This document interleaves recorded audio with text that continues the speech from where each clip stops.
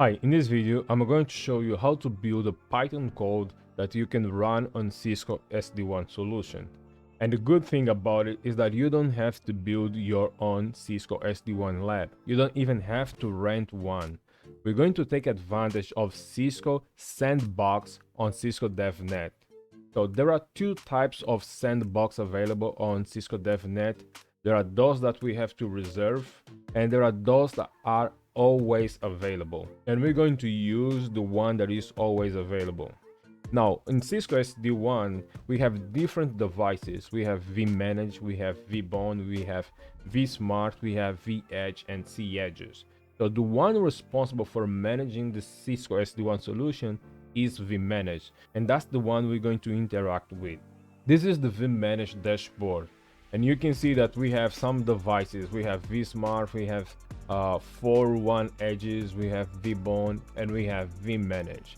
So there is a total of 25 devices, but only 4 were deployed. So if we look at the monitor tab, network, we'll see the total of devices running on this solution. We can see that there are 3 controllers, vManage, vBone, and vSmart, and we have 4 edges. So by the end of this video, we want to have this same output, but using our own Python code.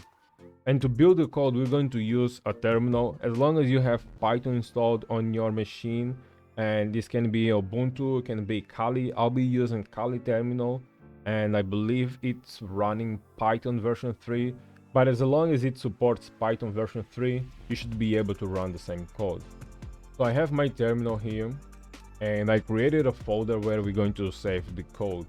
We start creating our code, and I'll be using Vim editor. So I'll name the file as vManage authentication, because first we just want to see if we are able to authenticate on vManage.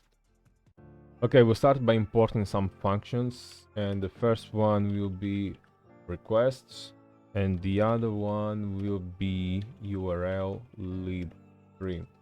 So we'll use URL lib3 to disable warnings related to self-signed certificate. So that should be URL lib3 dot disable warnings. Okay, so that's great. So now we have to pass the vManage URL, and we want to save that into a variable. So we're going to name this as base URL, and I'm just going to copy the URL because I have here on the browser. So all I need is this part. I'm going to paste it here. Awesome. Now we're going to create another variable that's going to store the login resource, but that's where actually the authentication will take place. And so we're going to name it auth endpoint. Okay, and that's going to be J security check. Okay, and now we have to pass the credentials that will be used to authenticate on vManage. So we're going to create another variable, and we're going to name it credentials, and we're going to pass the values. So it has to be J username, and here we're going to pass the password, and now we have to pass J underscore password, and here we'll have to pass the password as well. So we have the credentials there, and now we want to use the session from the request library, and we want to store these inside another variable, and just going to call login. So we don't have to call this function all the time. We can just instantiate it and refer to it by using the login variable. Okay, this is going to make sense in a minute.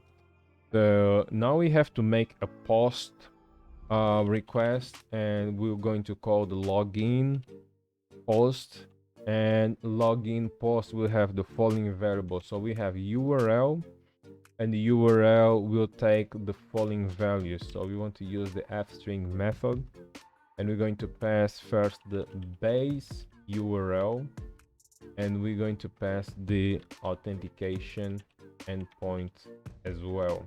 So it is going to combine this base URL and JSecurity check as the URL. Okay, so we want to pass the credentials, and the credentials, they go inside of data, and our variable name is credentials. Okay, and we want it to not verify the certificate, so we're going to type verify false. Okay, now we want to save this inside another variable so that we can validate whether the authentication was successful or not. So we're going to name it as login response. And let me extend this now. Maximize this. Okay, that's better now. Okay, so we have the login response, and we want to validate whether the authentication was successful or not. And we're going to use the if conditional, and we're going to type if authentication. So if login response was not okay, or the authentication has to return an empty value. So if a text is returned, it means that there was some failure on the authentication. So if login response has text on it, so you're going to print the message, just call login failed, and we want to close the session. So import these and these. Yes, that's going to be exit. So we want to exit that function. Now, if the authentication is successful, so else, so we want to print authentication successful. Oh, actually, let's do this. Let's type welcome to vManage. Okay, that's great. And yeah, we can save that. And let's double check before saving. So we are disabling warnings related to certificate, and we have base URL, that's the URL, and the authentication endpoint, JSecurity check, and we're passing the credentials, JUsername and JPassword. So obviously these aren't the right credentials. We just want to test whether it's going to work or not. And we have this, we're instantiating the session function, and we're sending login, we're using the variables base URL authentication endpoint, and we're passing the credentials, and we are validating whether the authentication will be successful or not. So now we're going to save this. Okay, and now let's run this and vManage authentication. Let's see the result. It looks like it's trying. Login failed. Okay, it looks like our code is working. So now let's pass the right credentials.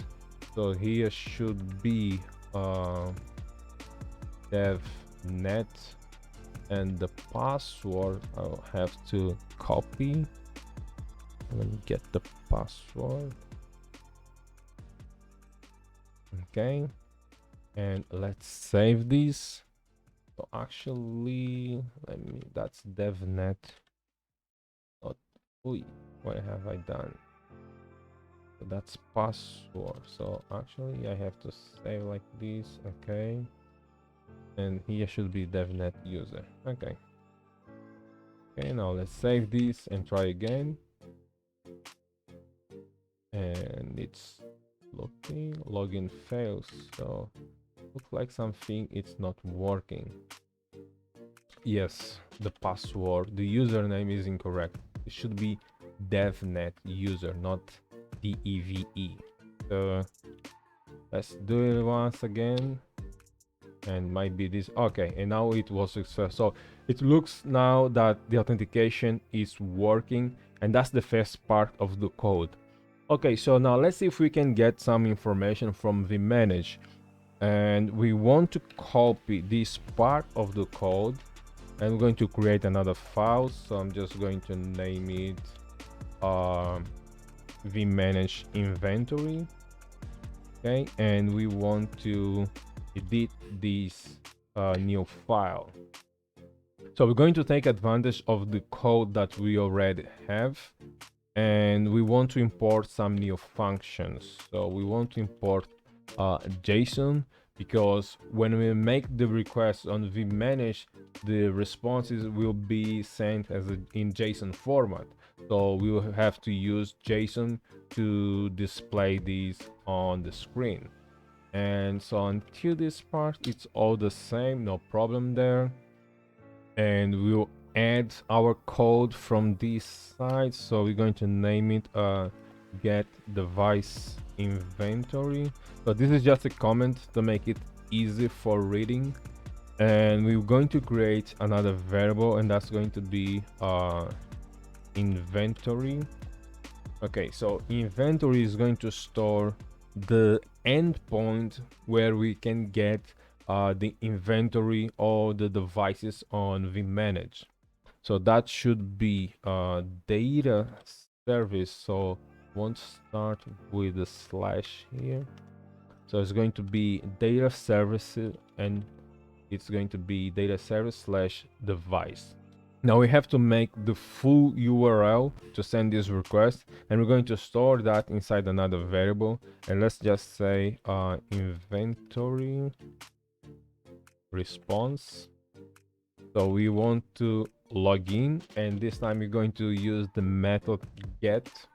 Okay, and we're going to pass the URL, and the URL will have let me pass that, the base URL, so base URL, and we want to pass the new variable inventory. Okay, and we don't have to pass the credentials again because we are already authenticated. So once we receive this message welcome, it means that we will be already authenticated. So we want to disable the verification for self-signed certificates. But because the response will be sent in JSON format, we want to convert this into JSON. So okay, so now we're going to display this. Okay, and we'll be using the JSON dumps. Okay, and that's going to be another function, and it's going to display the inventory response indent equals 2, and I believe that's everything. Okay, so now let's save this and run the code now, and that's going to be vManage inventory. So let's see. Okay, and we got a lot of information now. So we have all the devices on Cisco SD-WAN. So as you can see, we have a lot of information, but it's hard to read, it's hard to understand. So the next step we want is to select which information we want to see instead of getting all of this. So we're going back to our code, and we're going to use another function for this, and that's going to be tabulate, because we want to present this in a nice format. So just like we have here, a nice table organized with the host name, system IP, device model, the state of the site. So Tabulate will help us achieve this. So we're going to import, so from Tabulate, import Tabulate. Okay, so now this function to work, we have to create first the headers. So I'm going to create another variable and going to refer to it as headers. Headers, and the headers I'm going to select, okay, what will be the column name. So we want to select host name, system IP, device model, and probably site ID. So we have to look at our outputs. So let me save these, and IP. Actually, let me bring it, and I want to split this vertically. Okay, let's open the codes, and that should be vManage inventory. And I want to pass the column names. So the first one will be system IP. Let's just confirm this. So we want system IP, and we want the following to be host name. And let's see, what else do we have? We want also device reachability, so name it reachability, and the following one should be domain device, probably device type. Can take that, and device type. And what else? We want as well site ID. What is it? Yes, we can get site ID, and finally want to know the state, device state. Okay, so these are the columns, and now we have to get the values that are going to be the rows on the table. So we're going to create another variable and going to name it as table, and that's going to be an empty list. And we want to grab different values from this output. So we're going to use for to iterate over this data. And so we're going to use for, let's name it for data in inventory response, and we want to start iterating over, let's see, these variables. So inventory response, and to get data. Okay, so for data in inventory response, we'll create another variable, and that's going to be table row. So we want to grab those values, store it in table row, and then from table row we're going to send it to the table. So table row is going to store let's name it data, and which fields we want to get. We'll get system IP. That's the first one. Yes, that's the first one. I'm just going to copy all of these and paste it here. Okay, and we get data. The next one will be host name, so we're going to grab these, okay, and paste. Okay, so data, and the next one will be reachability. Going to copy and paste. Okay, and the next one copy should be device type, and going to copy and paste. Looks like something wrong there. And the next one should be site ID, so data, what is site ID we have here? So site ID, copy, paste inside. The last one should be data and device state. So where is device state? Site ID, status order, so state. Okay, so it's here. Okay, so it looks like everything that we need. So I need just these. Yeah. Okay, so now we want to send these to the table. So we're going to use append, and we're going to add table role.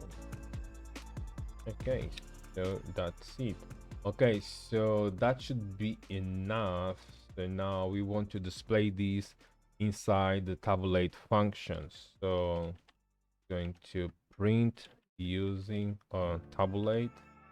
So tabulate will take the table and the headers, okay, and we want to set the parameter table format to be it's called fancy, get it right, fancy grid. Okay, and let's see. So tabulate taking two parameters, table and headers, and we want it to present in the table format fancy grid. Okay, so let's see if it's okay. Let me delete this and save this. I don't want to close.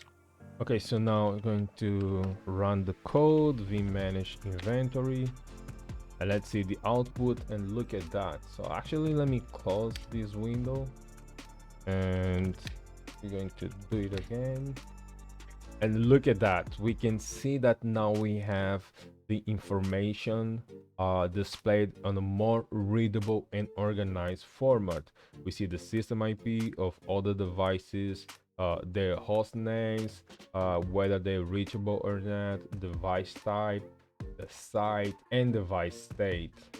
If you want to see the different options available to run a code like this, you can go directly at the API code. So let's type this and open another tab.